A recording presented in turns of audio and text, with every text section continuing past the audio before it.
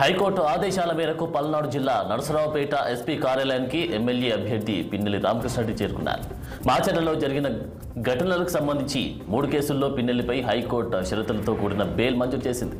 ప్రతిరోజు జిల్లా ఎస్పీ కార్యాలయంలో రిపోర్ట్ చేయాలని, నరసరావుపేట పార్లమెంటు పరిధిలోనే ఉండాలని షరతులు విధించింది. ఎమ్మెల్యే రాకతో ఆయన చూసేందుకు అభిమానులు పెద్ద ఎత్తున తరలివచ్చారు.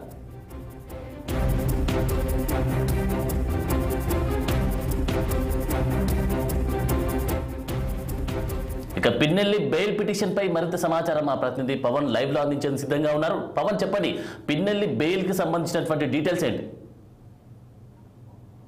Good morning Anand. ఏదైతే చూడొచ్చు, ఈవీఎం ను పగలగొట్టినటువంటి కేసులో రాష్ట్ర వ్యాప్తంగా సంచలనం సృష్టించినటువంటి పల్నాడు జిల్లా మాచర్ల నియోజకవర్గ ఎమ్మెల్యే పిన్నెల్లి రామకృష్ణారెడ్డి అయితే మాత్రం అజ్ఞాతం వీడారు. అజ్ఞాతం వీడడమే కాకుండా గత రాత్రి ఏదైతే పల్నాడు జిల్లాలో ఉన్నటువంటి ఎస్పీ కార్యాలయానికి నేరుగా వచ్చి ఆయన సంబంధించిన డాక్యుమెంట్లపై కూడా సంతకం చేసినటువంటి పరిస్థితి మాత్రం కనిపించింది.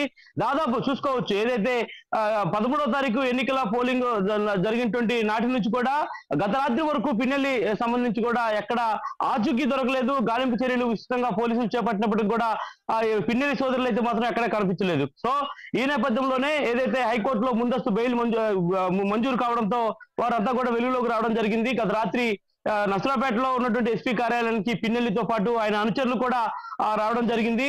ముఖ్యంగా చూసుకోవచ్చు, ఏదైతే ఈవీఎం పగలగొట్టినటువంటి కేసులో ముందస్తు బెయిల్ పిటిషన్ దాఖలు చేసినటువంటి పిన్నెల్లి అయితే మాత్రం మొదటగా ఆయనకు బెయిల్ మంజూరు చేశారు. మంజూరు చేయడమే కాకుండా తిరిగి మరలా ఏదైతే 307 కేసులు మరొక 2 నమోదైనటువంటి నేపథ్యంలో కూడా తిరిగి మరలా మరోసారి కూడా హైకోర్టు తలుపులు తట్టాల్సినటువంటి పరిస్థితి పిన్నెల్లికి ఏర్పడమే కాకుండా పిన్నెల్లి దాదాపు 2 రోజుల పాటు కూడా అజ్ఞాతంలో ఉండి మరి ఈ యొక్క విషయంపై పూర్తి స్థాయిలో పోలీసుల నుంచి ఒక క్లియరెన్స్ వచ్చిన తర్వాతనే పిన్నెల్లి అజ్ఞాతం వీడినట్టు కూడా ప్రస్తుతం మనకి తెలుస్తా ఉంది. ఈ నేపథ్యంలోనే హైకోర్టు ఉత్తర్వులు ఇచ్చింది. ఏదైతే జూన్ 6వ తేదీ వరకు కూడా పిన్నెల్లి రామకృష్ణారెడ్డిని అరెస్ట్ చేయొద్దంటూ కూడా ఇప్పటికే స్పష్టమైనటువంటి ఆదేశాలు అయితే మాత్రం జారీ చేసింది. సో ఈ నేపథ్యంలోనే పిన్నెల్లి రామకృష్ణారెడ్డి అయితే మాత్రం అజ్ఞాతం వీడారు. కానీ ఆయన సోదరుడు పిన్నెల్లి వెంకటరామరెడ్డి అయితే మాత్రం ఎక్కడున్నారనేది కూడా ఇప్పటి వరకు అయితే మాత్రం తెలియలేదు. సో ప్రస్తుతం మనం చూసుకోవచ్చు, ఏదైతే పల్నాడులో ఒక హాట్ టాపిక్ గా మారినటువంటి పిన్నెల్లి రామకృష్ణారెడ్డి ఉదాంతం అంతా కూడా ఒక సినిమా ఎపిసోడ్ ను కూడా తలపించింది. దాదాపుగా రాష్ట్రంలో చోటు చేసుకున్నటువంటి పరిణామాల నేపథ్యంలో, పల్నాడులో చోటు చేసుకున్నటువంటి హింసాత్మక ఘటనల నేపథ్యంలో ఒక ఎపిసోడ్ తలపించింది. నిజంగా చెప్పాలంటే ఒక నాటు బాంబులు కావచ్చు, అదేవిధంగా మారణాయుధాలు కావచ్చు, అదేవిధంగా పెట్రోల్ బాంబులు కావచ్చు, ఇలాంటి ఒక ఉద్రిక్తత వాతావరణం నేపథ్యంలో కొంత గందరగోళమైనటువంటి పరిస్థితులు పల్నాడు ప్రాంతంలో చోటు చేసుకోవడం జరిగింది.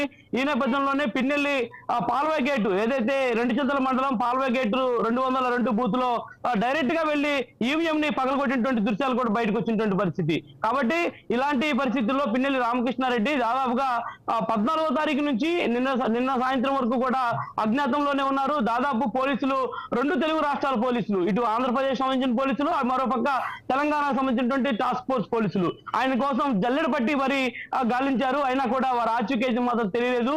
ముందస్తు బెయిల్ పిటిషన్ దాఖలు చేసుకున్నటువంటి నేపథ్యంలో హైకోర్టు అయితే మాత్రం మధ్యంతర ఉత్తర్వులు జారీ చేసింది. కొన్ని షరతులు కూడా పిన్నెల్లికి విధించింది. ఎందుకంటే పిన్నెల్లి మాచర్ల నియోజకవర్గానికి వెళ్ళడానికి అవకాశం లేకుండా చేసింది. పిన్నెల్లి మాచర్లు అడుగు పెడితే కొంత ఉద్రిక్తమైనటువంటి వాతావరణం కనిపించేటువంటి అవకాశం కూడా ఉందంటూ ఇప్పటికే ఆయన ఏదైతే కేసు పెట్టినటువంటి లాయర్లు, గవర్నమెంట్ సంబంధించినటువంటి పిటిషనర్లు కూడా వాదించినటువంటి నేపథ్యంలో హైకోర్టు అయితే మాత్రం కొన్ని ఆంక్షలు విధించింది. పిన్నెల్లి రామకృష్ణారెడ్డి నరసరావుపేటలోనే ఉండాలి. నరసరావుపేటలో జూన్ 5వ తేదీ వరకు అక్కడే ఉండాలి. ఏ రోజుకో ఆ రోజు సాయంత్రం ఎస్పీ కార్యాలయంలో రిపోర్ట్ చేయాలి. తను ఎక్కడ ఉంటున్నారు, ఏ ప్రాంతంలో ఉంటున్నారు, పిన్ నెంబరు, అదేవిధంగా ఆయన మొబైల్ నెంబర్ కూడా డేటాలో ఎంట్రీ చేసే విధంగా కూడా దాంట్లో పూర్తి స్థాయి ఉత్తర్వులు అయితే మాత్రం జారీ చేసినటువంటి పరిస్థితి మాత్రం కనిపించింది. ఈ నేపథ్యంలోనే పిన్నెల్లి అయితే మాత్రం నరసరావుపేట చేరుకున్నారు. రాత్రి దాదాపు 9 గంటల ప్రాంతంలో కూడా పిన్నెల్లి నరసరావుపేట చేరుకొని ఎస్పీ కార్యాలయానికి వెళ్లి ముందుగా ఎస్పీ కార్యాలయంలో సంతకాలు చేశారు. సంతకాలు చేసినటువంటి అనంతరం ఏదైతే అక్కడ ఉన్నటువంటి ఒక హోటల్లో కూడా పిన్నెల్లి ఉంటున్నట్లుగా కూడా సంబంధించినటువంటి రిపోర్ట్స్ ని కూడా అందజేసినటువంటి పరిస్థితి మాత్రం కనిపించింది. ముఖ్యంగా పిన్నెల్లికి సంబంధించినటువంటి అంశంపై పోలీసులు ఎక్కడికక్కడ కూడా ప్రతిష్టమైనటువంటి బందోబస్తు ఏర్పాటు చేస్తా ఉన్నారు. ఇప్పటికే హైకోర్టు మధ్యంతర బెయిల్ పిటిషన్ లో ఆయనకు సంబంధించి కూడా 2 ప్రధానమైనటువంటి అంశాలను అయితే మాత్రం పొందుపరిచింది. పిన్నెల్లి రామకృష్ణారెడ్డిని అరెస్ట్ చేయొద్దు, అదేవిధంగా ఆయనకు ప్రొటెక్షన్ కూడా మరింతగా పెంచమని చెప్పి కూడా చెప్తా ఉంది. జూన్ 4వ తేదీన జరగనున్నటువంటి కౌంటింగ్ సంబంధించి కూడా ఎమ్మెల్యే అభ్యర్థులు ఖచ్చితంగా కౌంటింగ్ కేంద్రంలో ఉండాలి కాబట్టి ఈ నేపథ్యంలోనే ఎమ్మెల్యే పిన్నెల్లి రామకృష్ణారెడ్డికి పటిష్టమైనటువంటి బందోబస్తును పెంచాలని చెప్పి కూడా ఇప్పటికే భావిస్తా ఉన్నటువంటి పరిస్థితి మాత్రం కనిపించింది. ఈ నేపథ్యంలోనే పోలీసులు అయితే మాత్రం నసరాపేటలో ఆయన బస చేస్తున్నటువంటి ప్రాంతంలో దాదాపుగా 100 నుంచి 150 మంది పోలీసులు కూడా పహారా కాస్తా ఉన్నారు. పిన్నెల్లి రామకృష్ణారెడ్డి బయటకు వచ్చిన దగ్గర నుంచి తిరిగి మరలా బస చేసేటువంటి ప్రాంతానికి వెళ్లేంత వరకు కూడా పోలీసులు పూర్తి స్థాయి బందోబస్తు కూడా ఏర్పాటు చేస్తున్నటువంటి పరిస్థితి కూడా కనిపిస్తా ఉంది. ఏది ఏమైనా కూడా కౌంటింగ్ సంబంధించి కూడా ఒక పక్క రాష్ట్రంలో ఒక ఉత్కంఠమైనటువంటి వాతావరణం కనిపిస్తున్నటువంటి నేపథ్యంలో పిన్నెల్లి రామకృష్ణారెడ్డి ఎపిసోడ్ అయితే మాత్రం ఇక ముగిసింది. జూన్ 6వ తేదీ వరకు పిన్నెల్లి రామకృష్ణారెడ్డి అరెస్ట్ చేయడానికి వీలు లేకుండా ఇప్పటికే హైకోర్టు మధ్యంతర ఉత్తర్వులు జారీ చేయడంతో ఇక పూర్తి స్థాయిలో కూడా ఆయనకు సంబంధించి ఒక ఊరట లభించిందని మనం చెప్పాలి. ఆనంద్.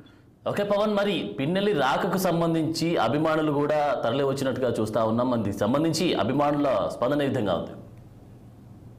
ఖచ్చితంగా కూడా ఏదైతే పిన్నెల్లి రామకృష్ణారెడ్డి సంబంధించినటువంటి అభిమానులు అయితే మాత్రం ఒకటే చెబుతా ఉన్నారు, boss is back, lion is back అంటూ కూడా ఇప్పటికే సోషల్ మీడియాలో కొంత ప్రచారం అయితే మాత్రం హోరెచ్చిచ్చారు. ఏదైతే పాలవాయి గేట్ లో జరిగినటువంటి ఒక ఈవీఎం ధ్వంసం సంబంధించినటువంటి విషయం కావచ్చు, అదేవిధంగా పాలవాయి గేట్ లో ఈవీఎం పగలగొట్టిన తర్వాత వస్తున్నటువంటి క్రమంలో నాగశిరోమణి అనేటువంటి ఒక మహిళ ఆయనని అడ్డుకునేటువంటి ప్రయత్నం చేసినటువంటి నేపథ్యంలో ఎమ్మెల్యే కాస్త దురుసుగా ఆమెపై ప్రవర్తించారు అనేటువంటి ఒక అంశం కావచ్చు. అదేవిధంగా తెలుగుదేశం పార్టీకి సంబంధించిన ఏజెంట్ శేషగిరిరావు ఈ యొక్క ఇద్దరు కూడా ఆయనపై కేసు నమోదు చేయించినటువంటి నేపథ్యంలో ముందస్తుగా అసలు పాలవాయి గేట్ లో ఏం జరిగింది అనే విషయాన్ని వీడియోలని బయటకు తీసుకురాలేదనేది అభిమానులు అయితే మాత్రం చెప్తా ఉన్నారు. ఎందుకంటే పాలవాయి గేట్ లో ముందస్తుగానే ఒక ప్రణాళికబద్ధంగా అక్కడ గొడవలు రేపాలి, ఏదో ఒక విధంగా అల్లర్లు సృష్టించాలి, కొంత ఇబ్బందికరమైనటువంటి పరిస్థితులు తలెత్తాలనే ఉద్దేశంతో పోలింగ్ కేంద్రాల్లోకి వెళ్తున్నటువంటి నేపథ్యంలో ఎక్కడికక్కడ కూడా వస్తున్నటువంటి ఓటర్లు భయభ్రాంతులకు గురి చేసింది స్థానికంగా ఉన్నటువంటి టీడీపీ నేతలే. కావాలనే ఈ విషయంలో ఎమ్మెల్యే పిన్నెల్లి రామకృష్ణారెడ్డిపై తప్పుడు ఆరోపణలు చేసి తప్పుడు నివేదిక ఇచ్చి అతనిపై కేసులు పెట్టి రాజకీయ అల్లర్లు సృష్టించే విధంగా కూడా కొంత గందరగోళమైనటువంటి వాతావరణానికి తెరలేపారు. కానీ ఈ రోజు హైకోర్టు మధ్యంతర బెయిల్ మంజూరు చేసింది, అంటే న్యాయం గెలిచింది అంటూ కూడా అభిమానులు చెప్తున్నటువంటి పరిస్థితి మాత్రం కనిపిస్తా ఉంది.